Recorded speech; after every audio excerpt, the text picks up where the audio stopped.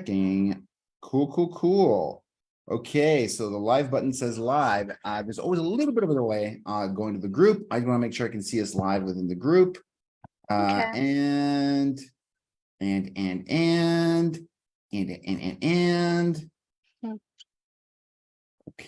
Okay. Maybe not yet. Not yet. Almost there. I hope there's no lag on my side. My internet's so good, but lately it's like there's little moments, Here we It's so go. strange. Okay. We're live. Let me hit the record button to make sure we have this recorded as well. Okay. All right, awesome. Welcome back to another session of these. We're calling these Tuesday topics. We call them Tuesday topics, and I have a member of our team, usually either our sales team or client care team or other members of the team that join us to go deep on a specific topic. So, this has been a lot of fun. It's been, great interacting with my own team, of course, and adding some value to people that are jumping in. So we're a little bit late today because, hey, this is real life, folks. So Florencia here was working an interview for an ISA interview for one of our clients. So she runs those interviews, and that's always priority number one. Our clients are priority number one. So, no worries there. But we are here. And, I want to set the table, Flor. Well, first of all, Flor, tell us, for the people that are tuning in for the first time, tell us, kind of a little bit about who you are and what you do here at Power ISA. Okay. So my name's Florencia. I am part of the onboarding team here with Power ISA. Pretty much just handle the interviews and moving forward. So, I'm explaining the trainings and all of that. And honestly, we kind of help with a little bit of everything. Like we're here for support in everything and anything that we can help with. Yeah, absolutely. So for folks that are in the process, whether they're just getting started with their first ISA interview, or they're already onboarding their ISA, or in their first few months with their ISA, Florencia and her team jump in and help out, right? With anything you guys need. So she sees a lot, right? Flor, tell us, like on a typical week, how many ISA interviews do you usually attend? Like ballpark, like roughly. It's 3 a day. 3 to 4 a day, depending, right? But it's always So 3 a day. yeah, so 15 And to and 20. there's three of us in the onboarding team. So So it's me, a Mariana, lot. Timo. Yeah. Yeah. So quite a lot. I mean, probably 10 to 20 days. Let's just go, 10 to 20 days for the team. But you Yeah. personally is going to be, Like 3 to 4 a day, 15 to 20 a week. 15 yeah, to 20 15 to interviews a 20 a week, week. right? So you get to go through this process a lot. You go through this process a lot. You get to see a lot of people go through this. And one thing I wanted to bring up, the topic that always comes up, and this comes up in my coaching calls with our clients, they definitely comes up when you're working the interviews. There's this question. There's always the question saying, Gus, I've got, sometimes they'll be very direct and they'll ask me. Actually, I had a conversation with one of our clients, it was yesterday, right? And they were asking, hey, I've got these three candidates, right? I've got the three candidates, I've got this candidate that I really like the way they carried themselves, their demeanor and their energy and everything. But the question came up of experience. Oh, it might not be the most experienced candidate, right? And I was like, okay, not that they were brand new to the role, or they're brand new to real estate, or brand new to the call center, but they weren't the most experienced candidate of the people they saw, right? And they asked me kind of my opinion on that. And I told them, right, the same thing you guys tell them, right? That just, hey, you kind of have to go with your gut when you're close between those two candidates. I tell them because you have to make peace with the fact that you have incomplete information, right? There's no perfect question you're going to ask.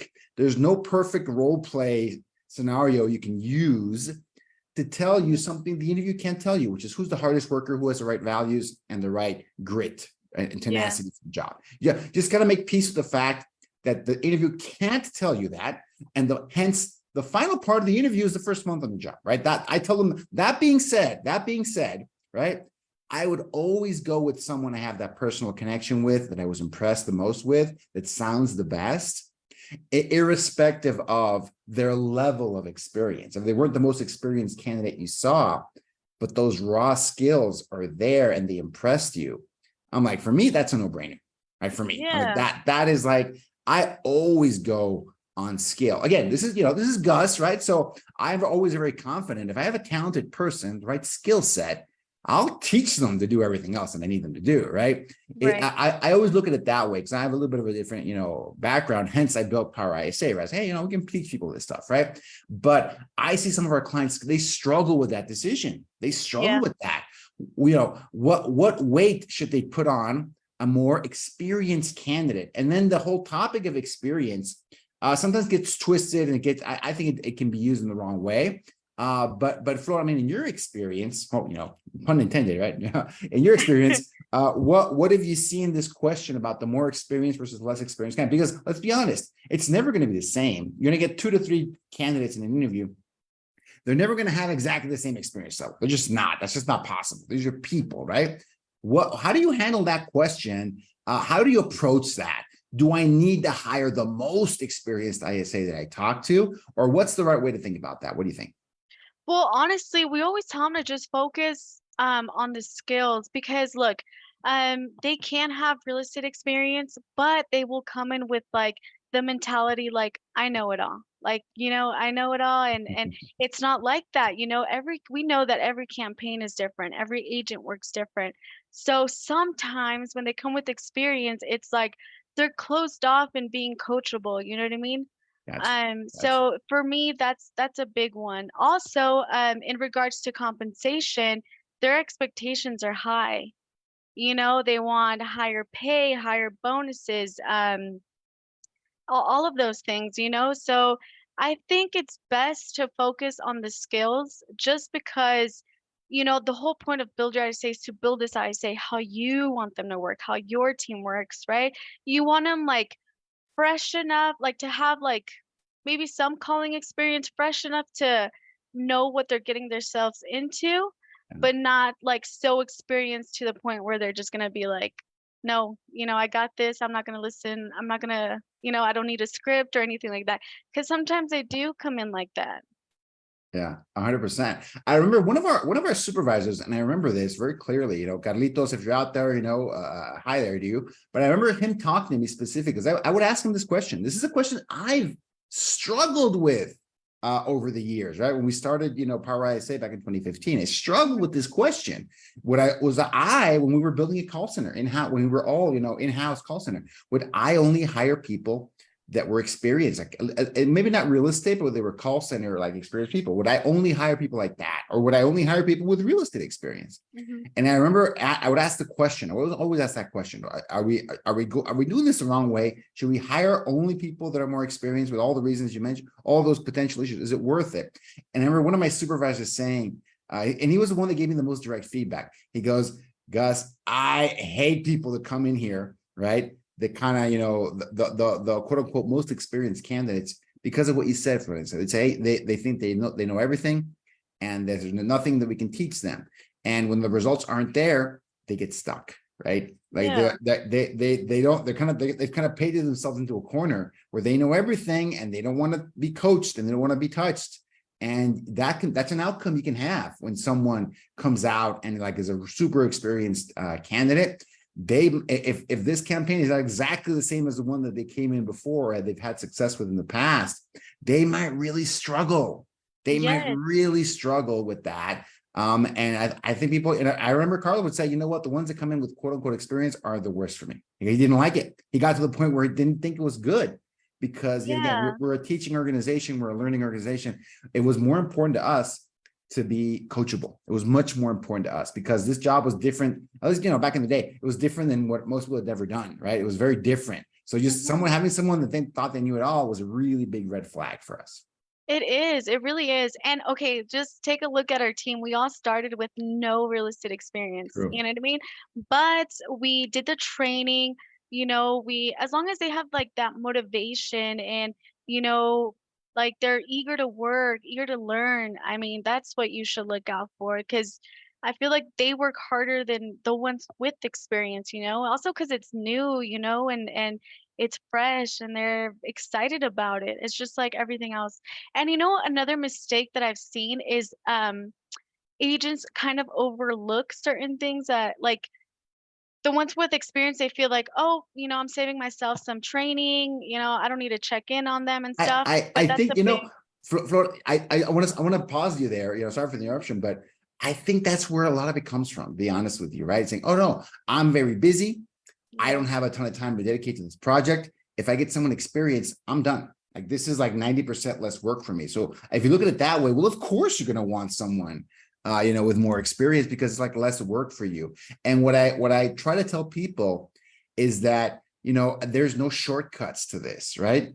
Yeah, There, there isn't. even if they've used Follow Up Boss in the past, have they used Follow Up Boss the way you expect to use Follow Up Boss? Hmm. If they've done expired and for sale by owner calling in the past, are they doing it the way you want it to be done and the way that you know that it can work for you? If they've talked to Facebook, Zillow leads in the past, are they doing it the way that you want it to be done? You can't just, there is no set it and forget it solution to this. I want to, and if you're watching this talk right now, it's because you want to get educated on this topic. So kudos to you, but I'm here to tell you, this can be good news or bad news, depending on which way you want to look at it. There are no shortcuts to getting a high-performing ISA doing exactly what you want, right? There are no shortcuts. You got to put in the time and you've got to train them, okay? And we help with that. We definitely help make it easier for you, but there is no way to like 100% hands-off. Just get them calling, just high-performing like tomorrow, right?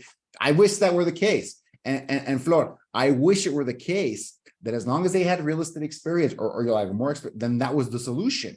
And Yeah. in my experience, like you said, it can be a factor for sure, but it's not always the most important factor. Otherwise, our jobs would be so much easier. Oh my God, it would be so much easier to do what we do Yeah.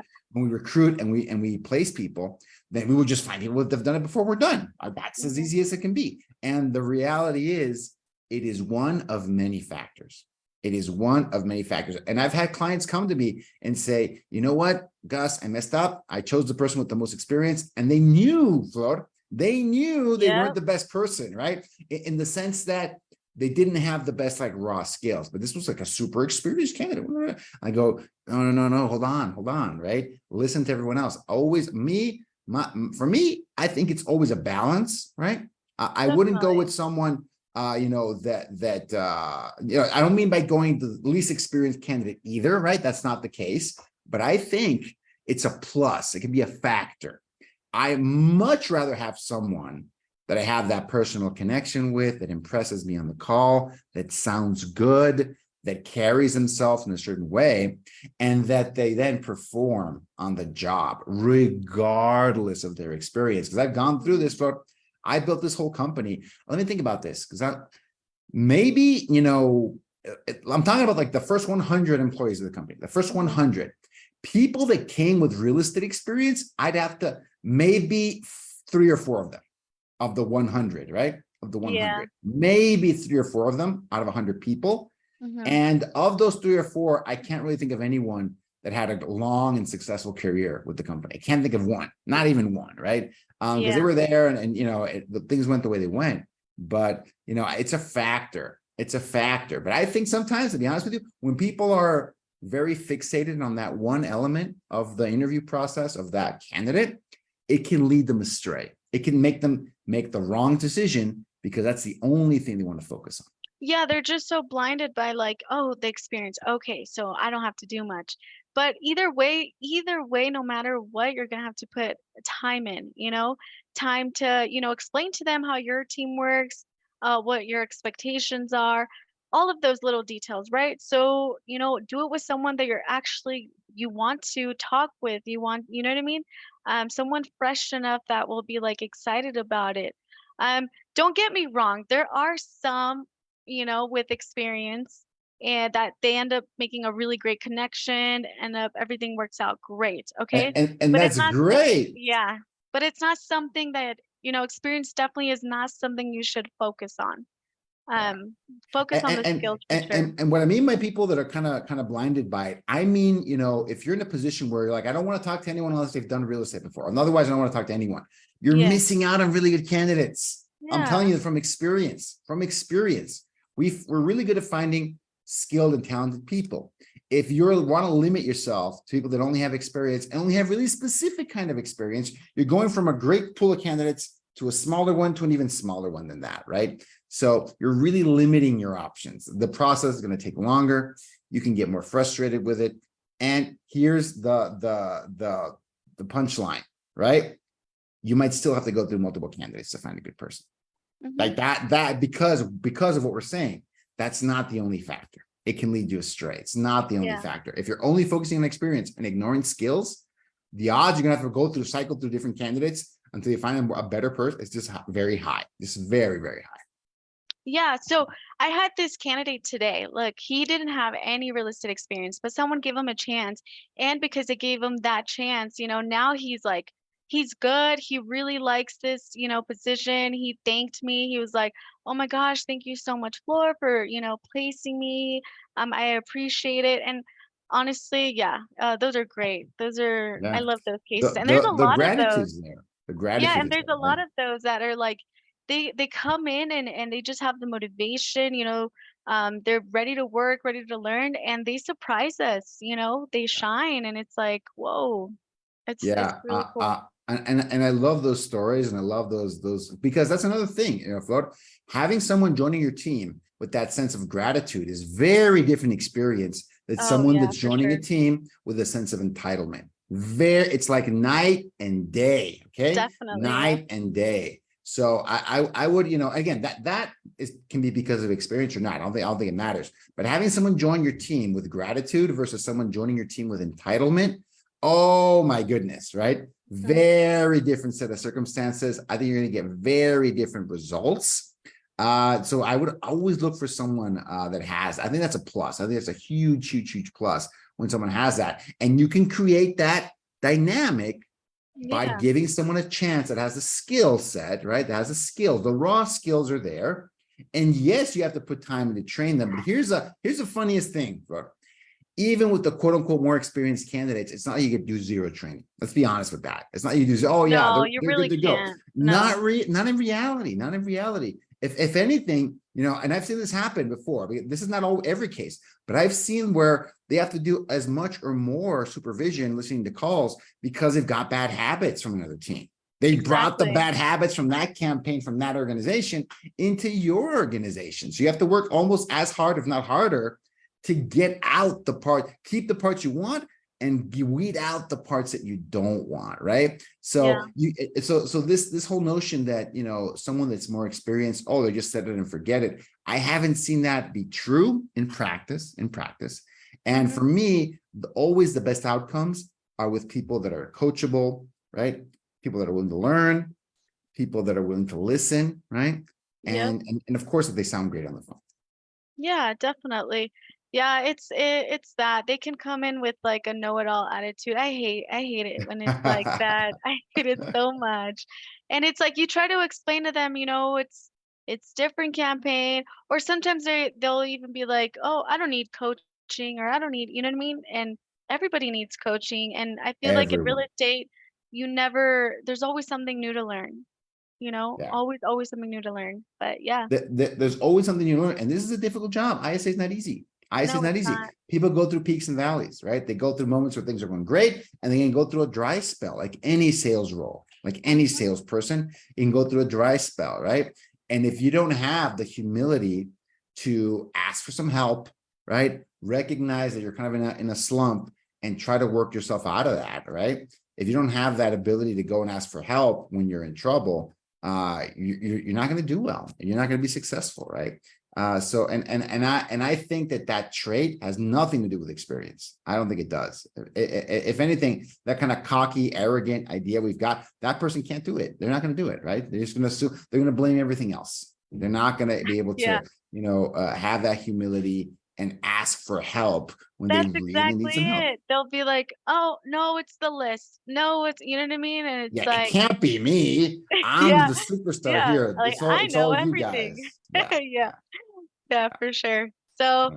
when you guys do your interviews, remember, focus on skills, not experience. Yeah, 100%. And and what I said at the beginning, make peace with that. The interview is really good at what it's good at, right? Judging language skills, judging cultural fit, personal connection, judging those Yeah, raw skills. I think it's really good at that. What it is not good at, the interview is not a good factor in, is determining their work ethic, their values, and their grit, tenacity, right? The tenacity people need to be successful in this role. I have not found an interview question, an interview role play, an interview style that reveals that. I haven't. No. And Flor, I don't know if you've heard of this. He's a kind of a famous guy in the whole agency space, Alex Hormozy. I don't know if you've heard of him, but he's kind of famous in certain circles. He's like a business coach, kind of business guru. He built an outbound calling team for his company one time. And I was really curious. Oh, interesting. Let's see what Alex did. Yeah, because I follow a lot of his content. I've read his book, and I checked into that piece of content. And he said that he goes, man, this outbound it was hard. He goes, it was hard. And the number one way he found to find good people for that role was getting them in the chair making calls. There was no test or interview loop or like he said he just took everything out. He put people on the phone, and then he decided whether they were going to be good in the role or not. And I'm like, thank you for that, right? Yes, Thank you so have to much see for 'em in that. action. You'll Yeah. see like within like the first 2 weeks, if they're 100%. working out or not. And 100%. yeah, but yeah, you can get an idea of who they are. I mean, that's what we would do in the interview, to get their personality, language skills, all of that. But at the end of the day, they can interview so amazing and end up just not being so good with cold calls, or vice 100%. versa, be a little nervous in the interviews. People get nervous in front of camera Of course. and then end up just being amazing on the phone. I've seen both. So Yeah, absolutely. You got to make peace of the fact that, the interview is limited, and you're going to make a decision with incomplete information. And the faster you do it, the faster you go through that process of finding the right person, the better off you're going to be. There are no perfect decisions in the interview stage. There are no perfect decisions, right? yeah. It is about finding talent. And for this kind of a role, talent can be challenging to find. That's why Power ISA exists. That's why we're here, because it is a difficult role to recruit Yeah. for. It's a difficult role to onboard and train and manage, right? We should do another one of these sessions on managing a high-performing, Yeah. ISA team. Like, what does that look like? What are the potential pitfalls? What if, they ask for a raise? What if they want something, they want to grow within the company? What if they want a more challenging role? I mean, all these things those things only matter if you have a great performing ISA, right? The Yeah. results are great. Otherwise, those things don't matter at all. That's not going to Yeah. come up. It's not a real thing. But I think we'll make one of those sessions, one of these Tuesday topics. We'll talk about managing your ISA, Yeah, that'd be past a the good training, past the onboarding, right? one. Definitely. Yeah. That'd be a good one. Awesome. Great. Awesome. Florencia, I don't know if you want to add anything else, but it's been a really conversation. I think it's going to be useful for folks because this question comes up all the time. It's a very common question, and I get it. I understand why. I have empathy with our clients or customers on why they ask these questions, on why they're curious about this topic. So I think hopefully this has been helpful for you guys. It's one factor of many.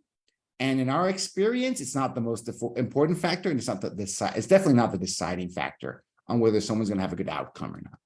Yeah. And also, what I just want to add, that don't get overwhelmed if you have to do a second interview or a third interview. Sometimes it does take a couple tries. But we always do end up finding the right fit. I love that. I love that. Thanks so much. And I always prefer one and done would be excellent, right? Yeah. It can take 2 to 3 people hired into the role to find one really good ISA, and it's always worth the effort. It is worth the effort. It's worth the time to find that great person to be a great fit on the team. Okay. All right. Yep. Thanks so much, Flor. Hope to see you again in a few weeks, talking about the next interesting topic for our clients. Thanks so much. Of course. Thank you, guys. Bye, guys. Bye.